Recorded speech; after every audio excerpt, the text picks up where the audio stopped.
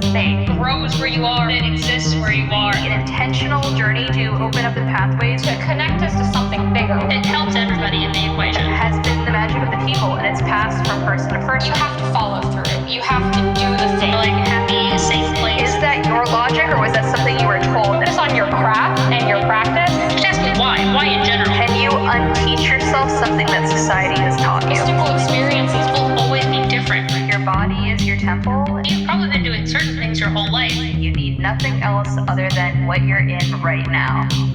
This is Georgina. This is Nike. And this is Temperance. And welcome to Occultism with a Side of Salt. Hello, this is Georgina Rose. This is Temperance. And welcome to Occultism with a Side of Salt.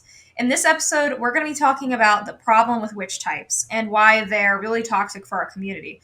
So if you're a new practitioner, I think this is something that new people see a lot because it's not really discussed in more advanced circles. But you're going to see, like if you Google beginner witch, you're going to get these like listicles of witch types. They're going to be like, I'm a crystal witch, I'm a cottage witch, I'm a chalice witch, I'm a green agary witch. And they can get really, really specific. In occultism and witchcraft, there are traditions. So you've got things like Thelema or Metacism and stuff like that. And then you've got witch types. Witch types are not the same as those, which I think we're going to elaborate on further. But basically, witch types are when you say, like, I'm a crystal witch, I'm a chalice witch, I'm a fashion witch, I'm a divination witch. These are all real examples I've seen. And that has a problem to me because it's extremely limiting. It doesn't understand what like a label or tradition means. It can reduce practices down to what you own rather than like what you actually do. And it can, it has a lot of nuance to it, and it's something that a lot of beginners are exposed to. So I wanted to break into it. Though I will say not all of it is bad. I think there is a lot of toxicity with it. So let's break into it. Here's my take, okay? Here's my genuine take is that I think that when you first come into the craft, it's very appealing because the internet makes you feel like you have to have a witch type, but that becomes extremely counterproductive to your path in spirituality and in witchcraft and occultism. Because if you like, let's say you identify as a crystal witch, okay? You've kind of pegged yourself in this thing as a crystal witch, and the algorithm, the second you start posting that stuff, if you're on any kind of social media, you're going to be kind of echo chambered into that thought bubble for a really long time, and it really hinders your practice rather than helps it. I feel like beginners should just begin. They should just explore and expand and enjoy everything that is out there instead of feeling some kind of pressure to be something. Like, there's never going to be something, and the labels have come and gone. Like, sometimes every few years we get like the hereditary witch thing, and then every few years we get the left-hand path thing, and it keeps coming back, and it cycles. There's more secular, non-religious witchcraft titles. There's the religious witchcraft titles, which are very, very different. Those are the only times that it makes, in my opinion, that it makes sense to split off, because if you're part of a religious witchcraft or religious spiritual experience, that puts you into a theological group, versus just like, oh, I like crystals, I like plants. It's very different. So and it's not even a type. That's literally your religion. So that's the only time it makes sense. If you're just starting out, you should really be exploring and not giving a fuck what anyone else wants to label you as. Well, the thing is, when you start any spiritual journey, you're going to be seeking for a long time. I think there's this like pressure to not be a seeker and have yourself figured out, when in reality, it takes like years to discover your practice. Like my first bit of time, I wasn't even a Thelemite. I didn't think that was what I would be interested in, and I ended up coming to it with time. You're not going to immediately know what you want and what your entire path will be, and even in the future, like people who, like let's say you're like me, like I'm very solidly a Thelemite, it's possible that in a couple years, or in 10 years, I may change how I stand with Thelema. I may be like a Typhonian or Metis or something. Like we move around with time, and that's normal because our spiritual experiences will teach us certain things, and it'll move us in different directions over time. And I think that you shouldn't try to limit yourself immediately. You'll come to those like real labels with time and with seeking. It's a natural development. There's no pressure. You know what? Let's all three of us have a hot take, because I have one too that is sort of tied into what Temp said. I think a lot of the witch type stuff ultimately comes down to, it ties into both of yours. It comes down to wanting to be special. Especially online. It's a very much an online only thing, I found, because nobody in like real life spaces is really trying to be like, I'm a crystal witch, if they weren't like heavily online influenced. You go online, and granted, my name that I've chosen, Warrior Witch, is like a witch type, but I chose it because it's a mix of two things that are important to me. I'm a wildfire Not witch. because Christ, we'll get there. But I think it's like you see all these people standing out online, all these names, all these genres. You see the witch types, and you're like, I have to stand out.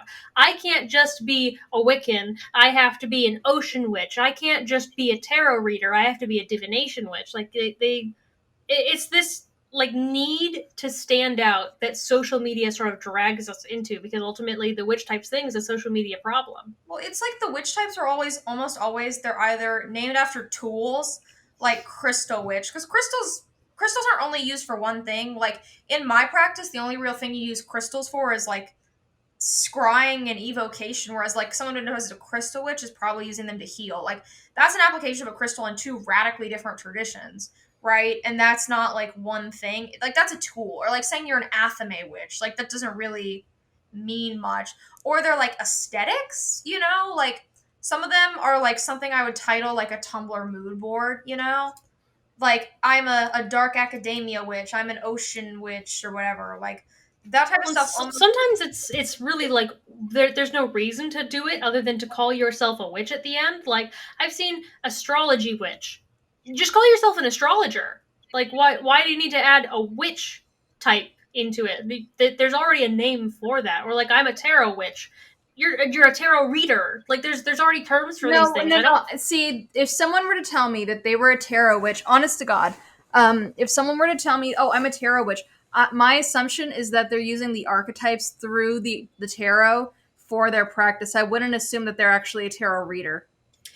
I agree that that's where my mind would go to first, but all of the context I've seen this under online, like when you describe the witch types, the tarot witch description I've seen every time I've seen tarot witch come up is you use tarot, you read tarot. It's literally just this, the description is you're a tarot reader. Like, if they use it for magical purposes, it's very different from you just read tarot and therefore call yourself a tarot witch. It's a weird one because it could mean like a couple things. Because if you've ever read Aleister Crowley's Book of Thoth, which is his explaining of the Thoth tarot, he really doesn't mention divination much at all.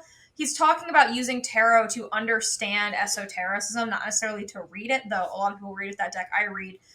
So like what you use tarot for, but then that's not witchcraft. Like, if you're talking about like esotericism, that's not really witchcraft. You can use tarot cards in your spell work. Like, I've done that. I've used tarot cards to represent things. So they're really good correspondences if you don't have something, because they have so many layered correspondences. But I feel like the term tarot witch is really vague. I wouldn't know how to react to it. It'd either be they're a new practitioner who likes the witch type thing, or they're like using it in their spell work. But even then, I feel like that's a weird label, because you're probably using more than just tarot cards. I feel like that falls into that, like, you're labeling yourself after a tool you use kind of camp. Like with Chalice Witch, Fire Witch, like stuff like that.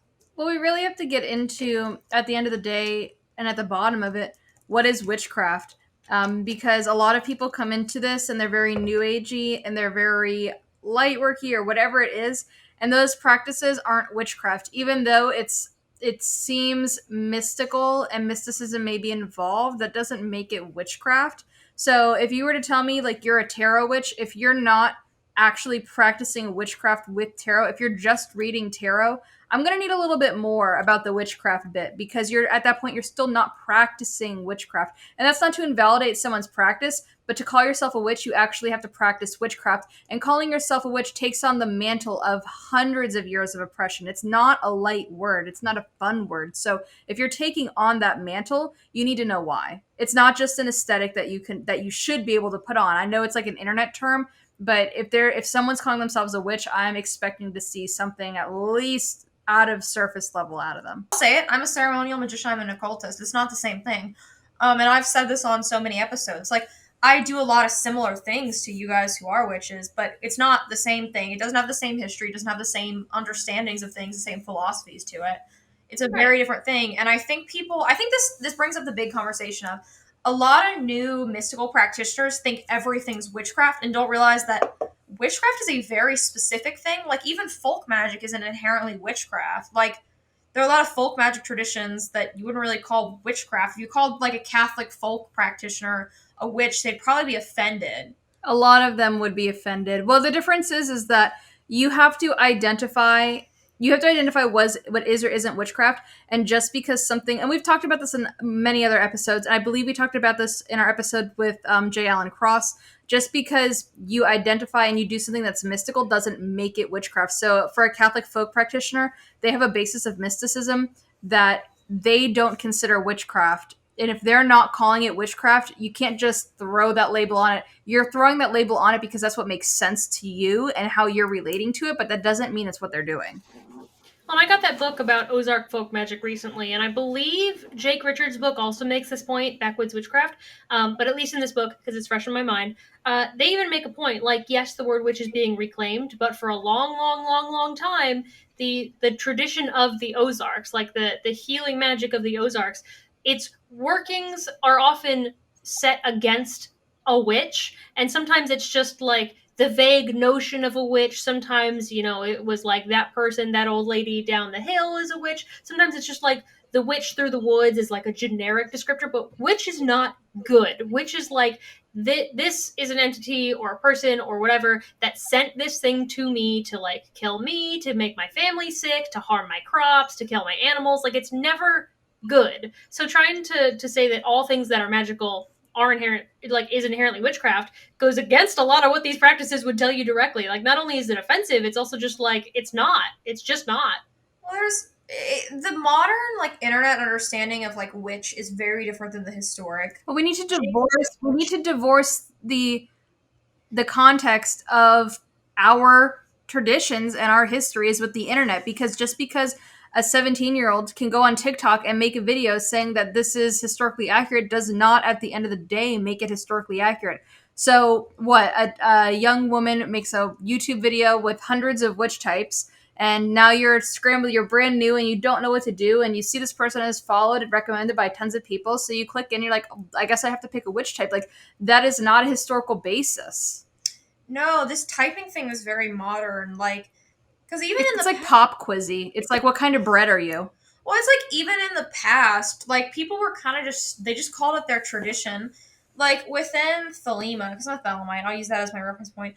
You meet different Thelemites, and we have kind of different things that we're interested in within Thelema. We have different things that we're more drawn to. Like some Thelemites are more into Kabbalah, some are more into Enochian, some are more into like the Gnostic ecclesial ritualism. Some people are into the ceremonies, like people are into different things within Thelema, right? Mm-hmm. But that doesn't mean they're different Thelemite types. Like the only sort of Thelemite types I would say is whether you're like a Typhonian or a traditional Thelemite, or like, it's not like having an interest within your tradition doesn't make you a different type, because when traditions deviate is when beliefs majorly change. Like you wouldn't call Wicca a subtype of Thelema, even though Wicca kind of historically came from Thelema. They're completely different. Yeah, but Wicca didn't just come from Thelema. It also had Golden Dawn. It had other influences. And if you really want to get into it, it had Christian influences too.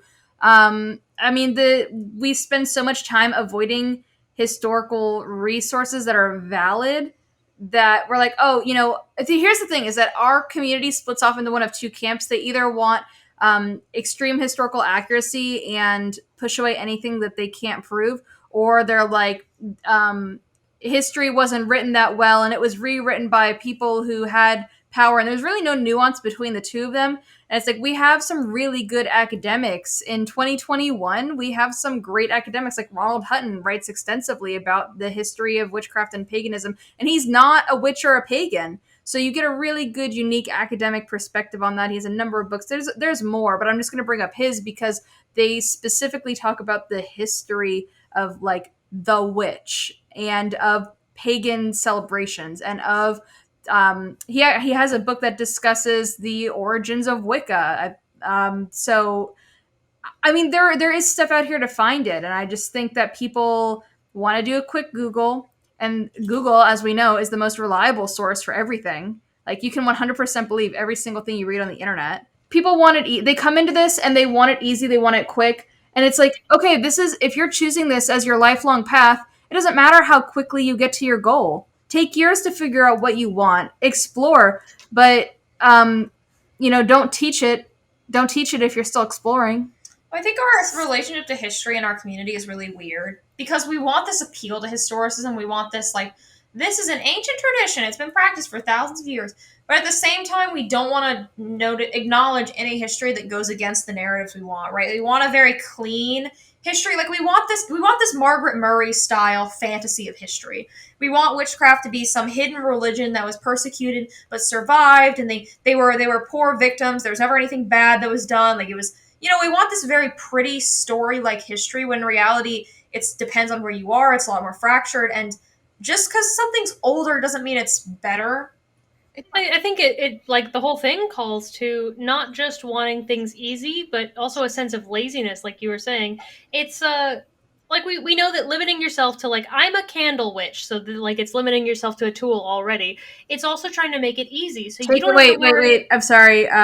Georgina, during editing, take out my Eurocentricity. Just leave it for pagan, or just leave it for Patreons. Will do. Patreon gets it. So my opinion on the thing, like you were saying, that it's trying to see things black and white, trying to make it really simple, but it's also like a laziness thing. So if you call yourself a candle witch, that means you don't have to worry about poppets, spell bags, spell jars, any of the other ways. Like, just as easy examples, like, you don't have to worry about any other form of magic. It's an easy, like, you can just learn the one thing and then you're set forever. You don't have to do anything else. You can move on to the next cool thing and you don't have to spend any time on anything else. Like, I think it's sort of an inherent laziness thing of, I don't want to put in the work, because I view witchcraft not as a lifelong path. And witchcraft is a tool in a sense, but it's more a tool as in, I'm going to use it to fix my problems for like 6 months and then I'm done with it. Whereas the people who tend to be a little bit more serious about it and who don't limit themselves in that way, because it's also just limiting, they don't view witchcraft as just a get what I want and then drop it and leave it behind as a fad thing. Like, it's using it in a way that is not so historic, in the way that any tradition has used their spiritual practice. It's like becoming Christian for 6 months so you can get free wine. It reflects to me the commercialization of occultism, because Yes. you're identifying with a thing, you're identifying with a material object. When, if you think about how tools are generally used in those traditions, they're just correspondences, they're expressions of something else. I'm a chalice witch. But yeah, like you're saying that buying things is practice. It's all about the tools. It's not about like let's say you go to prison and you no longer have access to your chalice and you have to use like a prison bathroom cup or something, right? Like, your entire practice falls apart because you're no longer able to keep doing it. Like, if you're separated from the money to buy these tools, you're gonna be fucked, because emergencies will happen. Or like, let's say you're traveling, you need to do an emergency ritual like in your hotel room. You're not gonna have that supply, so you're gonna be lost. It's a very materialistic way to think about it, and I think that, like, it comes from this corporatization and this rise of like consumer cultures. By the way, buying tools isn't bad. I buy tools all the time. I spend money on books. I support my local occult stores more than I probably should. Like, I love like the fact that we have this, but I do think if your entire practice is around a tool, that does reflect a sort of materialistic view of things. Look, this is maybe a hot take that's got to be a patron only thing. I'm not sure. You just decide. And we've seen this happen recently. If you're unable to fulfill your practice without a specific tool at your at-home altar, your practice is pretty weak. You should be able to have aspects of your practice that can be carried with you no matter where you are at any point. Like, your spiritual practice should not revolve around an item, a specific item on the physical plane. Olivia and I were just talking about that actually in the video that we put out, where one of the questions, because there's like a fun Q&A thing, one of the questions that we asked was, what's the most like impromptu thing, or some wording like that you've ever had to do for a spell work? So she talked about like doing a whole sigil petition thing at a bar where she didn't have anything. Like, I talked about doing stuff on the road. Like, you can, it's easier to have your tools with you and your altar with you. But yeah, I agree. If you need your altar and your home set up to do any working at all, there's never been any situation where you could have gone without some of that. Yeah, I think your practice either needs more work, it falls apart, or you need to do a lot more studying. Look, because it's okay if you're a beginner, if Yes. you're listening to us and you're like, Yes. oh no, if you're a beginner and you're just learning and you're just starting and you're just getting comfortable, absolutely do it where you feel comfortable. But Yeah. I'm specifically talking to and about people who say they've been doing this for 10, 15, 20 plus years, and they're like, oh no, I can't do any part of my practice because I'm on vacation and I'm not near my altar. Like, That's not how this works when you're that far in. You should at least be able to pray to a god without your altar. Yeah, well, You can pray, you can meditate. Like, there's lots of stuff you can do that's like entirely non-physical. like it's totally valid to prefer having your setup. Like everyone likes having Oh, all yeah. the tools. Everyone likes having a ton of options. Everyone likes to have what they want. But it's gonna happen to all of us. We're all gonna have situations where we won't have that. Like I know I've been on vacation and I've had to do like impromptu workings. It's happened to me multiple times. I've had like when I was moving. Anytime I've moved, like when you're moving, you're not gonna have your setup. It's gonna be chaotic, and you're probably going to want to do something to like ring in your new home, like regardless of like if you go to prison or not. Like that's a really extreme example, but there's going to be moments where you probably won't have everything you want or you need to do something impulsively and you don't have time to run by the store. Like there's going to be moments where you're going to have to like make things work. So the point about not having your tools with you, just as like a real fast aside, this is why I really like travel altars, and I have 2 different sizes with 2 different levels of like stuff I can have in them. Because like this one, maybe I would keep in my car if I knew I was going to be traveling more. So I have like a bigger candle and some bags and some herbs and some incense. I'll just sort of like I've got a whole thing in there, but that's not so convenient and doesn't fit in my purse. And so that one goes from like candles and string and all this stuff. My itty tiny teeny weeny travel altar just has like a half stick of incense, a tiny chime candle, like 4 herbs, and like a rock. Like that's it. Oh, and some paper. Like this is my real basic setup. If I can get by with like some rocks, some paper, like that's all I truly need at the end of the day. And I think that it's good to, when you've gotten past sort of like the initial stages, having what I would call like your core kit of what could you use at a moment's notice that you could kind of get anywhere. I just like certain paper and it was cute and fit inside. But like for me, all I would ultimately need is like scents are big for me, so I like to have incense. If you could get candles or a room spray or whatever, like at Walmart. I have just mini kits. Like you don't need your whole altar setup and all your fancy shit. You could just have kitchen herbs and paper, like ultimately. But I think I have an even looser opinion than a travel altar. I've got like at my house, I have 2 altars. I've got one that's very public and is public use in a downstairs common area, and then I have a private one upstairs in my bedroom. But aside from that, I actually buy into. It was taught to me a lot growing up as a kid, that Christian theory, like your body is a temple. But I actually really believe that your body is a temple, because we are not just a body, we are a spirit in a body. And so if I'm outside and I'm not able to do anything, I have hands that can draw in dirt. Like I don't even need a pen and paper. I could literally just do things in the air. I can speak words. I can pray. Like these are all things that I have an ability to do. So I don't feel like it's necessary if I'm doing something small and in a pinch. I don't feel like it's necessary that I have to carry around a million candles. Candles are nice, but they're not everything. They're not central to my practice. Like the only thing that is really consistent throughout everything I do is me. I'm in all my workings. Well, we are the microcosm. We are a microcosm of the divine. There's a really good quote. It's from a Thelemic ritual called Gnostic Mass, where it's, "There is no part of me that is not of the gods." Like we're our own microcosm, and you can do a lot with that alone. Like there's a bunch of energy points in your body. There's a bunch of Kabbalistic points you can do. You can tap out numbers. Your mind is a microcosm in and of itself. Like you can do a lot of things through visualization. You can do a lot with nothing. What are your opinions? Because this relates, I swear. What are your opinions on doing workings in the astral? No, I don't mean like getting astrally pregnant. I mean like the deep meditative state and going to like that other space and doing everything completely non-physically. I say you can do it. It's hard though. It's harder than it sounds. I also think you can do it. However, I don't think that beginners often can. That it really I agree. take a lot of experience to not just get into the astral, but like once you're in, like a lot of people require like reading what they're doing.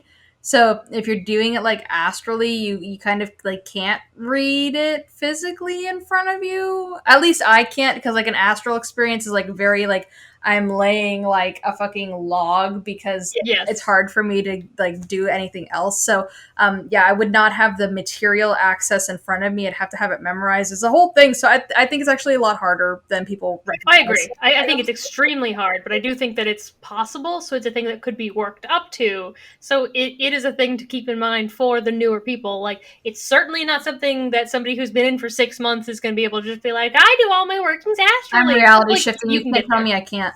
Okay. I'm gonna die. Like, it takes years to develop the body of light Yes. and all that type of stuff. Like, it's not that stuff is harder than it sounds. And I think online it gets simplified and reduced a lot when that type of stuff is very difficult. And it's even once you've got it, sometimes you're not going to be able to successfully do it. Like, it's a hard practice. It's one that takes a lot of discipline, and it's a lot more complicated than it's made out to be. It's misunderstood is a good way to put I it. agree. Oversimplified. It is oversimplified. Well, that's what I think witch types do, right? They oversimplify your practice. Because, like, even though I'm a Thelemite, I do some things that are not strictly to Thelema. And Thelema isn't even a witch type label. It's the name of a religion and tradition. Like, if I'm deviating from just Thelema when it's a giant umbrella term, like, imagine if you're, like, a candle or a color witch or something. Like, you're gonna be limited so dramatically. And you're gonna, like, probably feel weird when you deviate, right? Because I've seen people online sort of have identity crises about these. Like when they shift from, say, a green witch to a cottage witch to an art witch to a whatever. But see, those witch. are like those are all superficial. The thing is like, and I recommend this to a lot of I take a lot of social media clients, like for consulting and stuff. And if I see they're a witch, I usually request them to make it at least publicly known what tradition they're in, not what witch type they're in, but what tradition they're in, because that's important.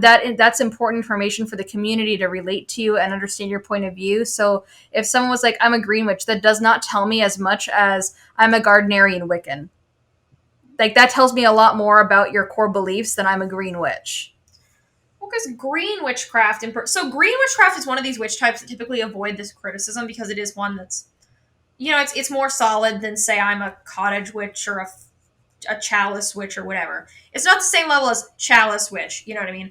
But even then, like, green witchcraft isn't really one singular tradition. Like, the way that in sabbatic witchcraft, like if you've read Shulky or something and you're reading about like sabbatic wort cunning and traditional witchcraft, that's really different than if you're into like practical alchemy, which could in a way be argued to be green witchcraft because you're using plants and stuff. Like, that's really different. How different folk magic traditions use plants are really different. And so the term green witch almost becomes this same problem. It's definitely better than saying you're like a chalice witch or an athame witch. You know what I mean? I wouldn't put them at the same level of restrictive, but I think the term green witch is still kind of vague. But green witch is very vague because if Nike came in here and was like, I'm a green witch, I would not know if Nike is describing like beneficium or gardening, or even green witch has hearth aspects. But if Nike came in here and was like, I'm a green heathen, I would have a lot more targeted like pathway. I still wouldn't know what kind of green, but I would have a lot of assumptions based on the heathenry aspect where it's kind of headed. Well, even as if you go with the green witch thing, green witchcraft or using plants is going to change a lot depending not just on like the physical area and what plants would be available to you. It's less of an issue now, but more like the tradition that you follow, like if you're Norse versus Greek versus like the American stuff like Appalachian and Ozark and the powwow tradition, like the way that they use plants, what they use them for, the folklore associated with them, all that changes depending on what area you're from. So it could be a completely different use. And so the way that you might help this person and teach this person is going to be completely reliant still on the tradition. It's not even just like for all those reasons, is that tradition is going to inform their green witchcraft. Well, you know what I mean? This is my hot take on it, is that when I see on the internet, no, I'm only speaking for the internet, and I know this is going to sound like a generalization, but when I see someone use the word green witchcraft, they're not talking about immediate ecology. They're not talking about local plants. They're always talking about like British plants. I don't know why. It's never like, oh, you know, I'm a green witch and I'm working with this specific palm tree and these specific tropical plants because I live in a tropical climate. It's always like, oh, I'm interested in growing datura and mandrake and I want to grow mugwort. And it's never things that actually make sense to their climate online. Well, I see it even in person because I think the reason why we have this is because so many people get introduced to witchcraft through either like Wicca or traditional witchcraft. They're both very English centric, and they see online, like if you Google or you read a book on plants, the stuff that comes up the most are English plants. It's old world plants. Very rarely do you see new world plants in there. You know, they get really ignored. Well, that's folk. You would change your wording because you would look for like folk versus you'd like look for local folk practice or local midwifery or local herb whatever Herbalism. Local herbalism. You wouldn't be looking for South Florida green witchcraft. You'd be looking for South Florida herbalism books, South Florida botany books. They're very different. And when I see the word green, it's usually very heavily English. Well, it's also in that commercialization thing. Like, I'm not going to find mugwort just growing out in the wild here. I'm not going to find white sage growing out in the wild in the middle of Minnesota. Like, that's just not a thing that I'm going to find. So when I talk about green witchcraft, like on my channel, in servers, I always stress so hard looking at the things that are in your area. Because what I found in my area, like I've listed online, there's tons of goldenrod, fleabane, which is in the daisy family, mullein is everywhere, curly dock, sunflowers grow on the side of the highway, like all these things, chickweed, both types of chickweed, regular and mouse ear chickweed, like those are things that grow here. So those are what I work with because they are here and available. Not only does it save you money because you can just go get it off the side of the road or like on your sidewalk is where I found some of this, but it's also a greater connection to the land and you have more of a basis for it rather than trying to buy these things that have no connection to where you are and the tradition that you're from. If you're a Norse witch trying to use white sage, it doesn't even grow on the same continent. Like, why are you trying to use these things that have no connection whatsoever? There's no reason for it other than the internet culture and the commercialization. That's it.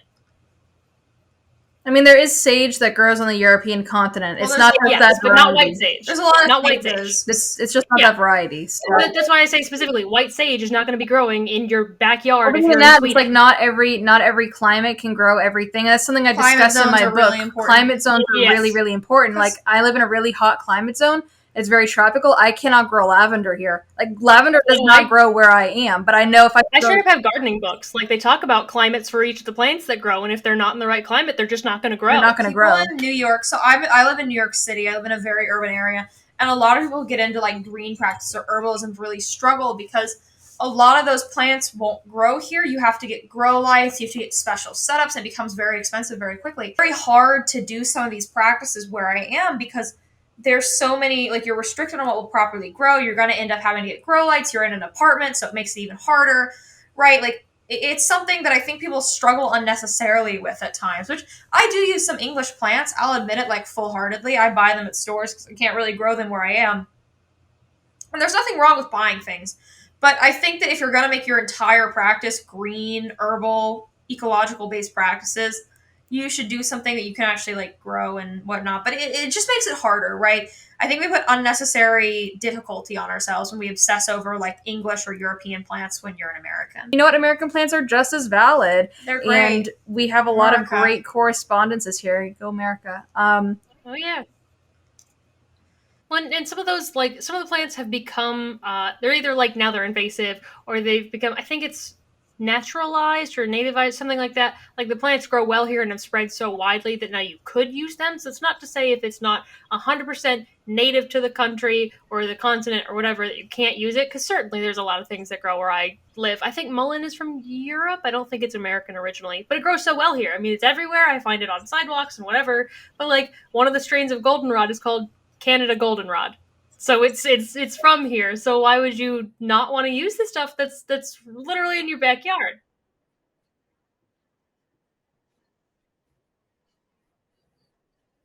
There's nothing stopping you from doing your own UPG, working with the plant spirit of a plant near you and discovering your own. Like there's nothing wrong with that. That's what Scott Cunningham did. That's what a lot of people do. I mean, someone had to be the person who ate the poison berries and died. Wow, okay. Just go there, why don't you? Well, it's true. Don't Like, eat poison berries, guys. Don't eat them. Yeah, someone don't do that. Always research your plants. there was some herbalist at some point who discovered all these correspondences, and if it's a plant in like the New World in America that doesn't have correspondences, there's no reason why you can't discover those yourself. You know, you're not just limited to what's written in books. Of course, then you have to, it's UPG, but UPG is still valid in your own practice. Yeah.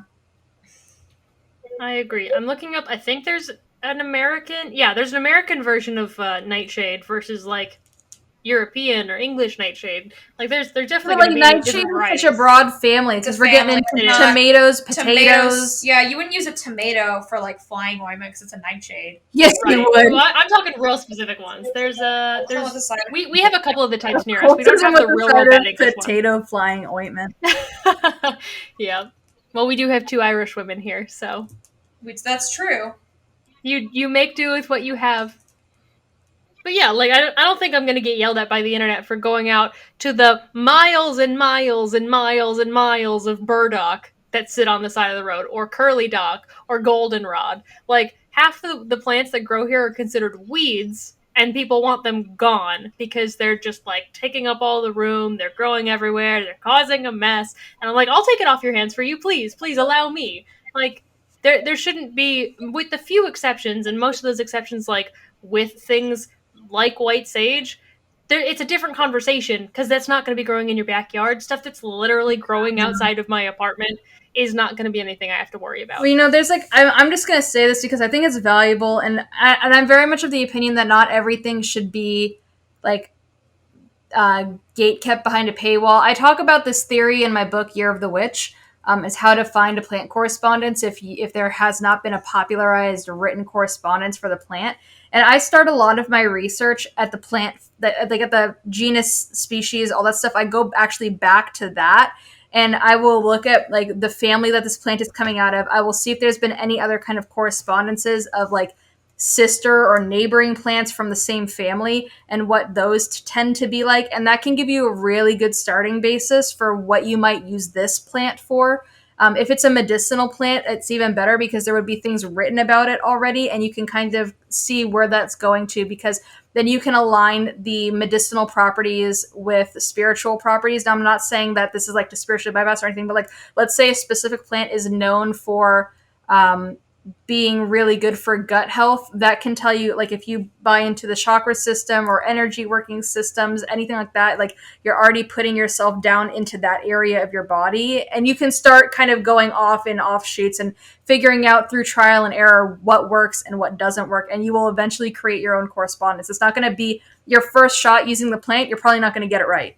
You just probably won't. Okay, It takes time. It takes time, but that gives you a really good starting point for where you're going to go. So my final thoughts are that seeking is normal and seeking is going to happen. You're gonna, the first few times you read books, you're probably not gonna read the books that'll be the basis of your practice. You're probably not gonna, the first ritual you do, be the core of your practice, and that's okay. You're probably gonna change your ideas at certain points. You're probably gonna like different things. Your practice is going to evolve with time. Because if your practice isn't evolving and is completely flat, that means you're stagnant. You're not growing. You're not developing. You're not following your true will. Things change and things develop. And seeking and searching and discovery are key parts of esoteric practice and should be encouraged. And it's okay to change your mind. It's okay to try different tools. And just keep an open mind, and let your spiritual experiences guide you. My final thoughts are just like, don't feel like you have to be one thing. I get that people, when it comes to witch types, there's a need to stand out, but it's okay to follow like traditions and to just take your time and not have to feel like you have to be the shining star in the sky. Just be yourself and you'll stand out plenty fine. And like witchcraft is a practice that is supposed to be spiritual and focused on you and yourself and your beliefs and the world around you. By trying to be special to others, you're sort of bringing others into your spirituality in a way that really, I don't think they're meant to be there. My spirituality is for me. My spirituality is not for the world. My final thoughts are to relax into your practice. There's no race to the finish line. If this is what you want to do, you'll be doing it for many, many years, so just enjoy the journey. If you want to support Occultism with a Side of Salt, you can find us on Patreon. We give extended shows, pre-shows, video episodes, bonus episodes, and a lot more. You can find me, Georgina Rose, under .darling on Instagram, YouTube, Twitter, Patreon, Instagram, Twitch, everywhere. I'm everywhere but Facebook. And speaking of Patreon, as we do every week, because when Georgina mentions it, I get to remember to read the names off. If you pay $10 or more every month, you get your name read off on the show. So, big thank you to Victoria, Temple Ruff, Rose, Ree, Nico, Neon, Nauseated, Michelle, Melissa, Megan, Marshall, M, they're just listed as M, Lisa, Lee, Kat, Kay, Jessica, Dungareed Pagan, Doitsu, T, I see you. Witch of the Rising Stones, Janine, Jay, Evan, Barry, and as always, Amy Monster. We love you guys. If you want to find me, you can find me at Warrior Witch Nike pretty much everywhere. Twitch, Instagram, YouTube, other platforms. I'm around. Come find me. Georgina and I are planning to stream. We're not quite on like a super finalized like we're doing it every week schedule, but we're planning to do Mondays and Tuesdays, 6:30 Central Time, 7:30 your time, whatever that Eastern. That's Eastern, it. the superior time. So The superior time. we'll be starting that like officially in a week or two. But I just this week did my own streams. So come join us there and follow. And OWASP also has a Twitch where we stream occasionally. So come follow us there too. And I'm Temperance. You can find me pretty much everywhere online at Wildwoman Witchcraft, Wildwoman Witchcraft, or Temperance Alden. I'm on Twitch as Tempura Apples, and I stream with the fourth OWASP host, Robin, a tired witch, because she's the fourth host. So she's a friend of the pod. A lot of people online think she's our host. She's not. She's a friend. But you can find me there. My book, Year of the Witch, is available pretty much everywhere books are sold. Yay! And this has been Occultism Occultism. Non-tangible thing. Grows where you are, it exists where you are. An intentional journey to open up the pathways To connect us to something bigger. It helps everybody in the equation. has been the magic of the people, and it's passed from person to person. You have to follow through. You have to do the thing. Like happy, safe place. Is that your logic, or was that something you were told?